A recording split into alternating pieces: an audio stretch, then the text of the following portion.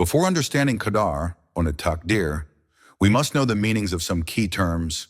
Qadar is Allah's pre-eternal knowledge and His recording of all things, from the beginning to the end, in Alawh al-Mahfuz, the preserved tablet. Allah says, "Indeed we have created all things with Qadar." Surah Al-Qamar 54:49. He knows the time, place, attributes, and destiny of every creation, down to every leaf that falls. Qada is the execution or creation of what Allah already recorded. So in simple words, Allah knew everything. Qadar, Allah created it. God example, the time of a person's birth and death is known to Allah beforehand. That's Qadar. When that person is actually born or dies, that's Qada. This perfect system shows Allah's infinite knowledge and absolute power. Now let's talk about free will, Ikhtiyar. Allah gave humans a partial free will, meaning we have the ability to choose and act. The Quran says, "Indeed we guided him to the path.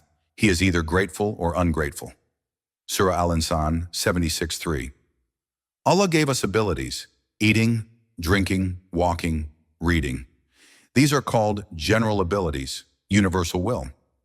When a person chooses to use an ability, such as drinking water, that becomes a specific action. This use of ability in a specific way is called partial free will, al-irada al-juz'iyya. So what makes a person responsible is not the ability itself, but how they choose to use it. For example, one can drink water, halal, or alcohol, haram. The choice is what matters.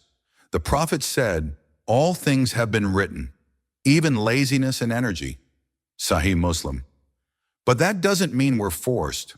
Allah knows what choices we'll make, but He doesn't force them. This is like a teacher who knows which student will pass, but the student still has to work.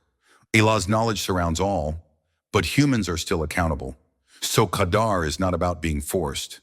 It's about trusting that Allah's plan is perfect, even when we don't understand it.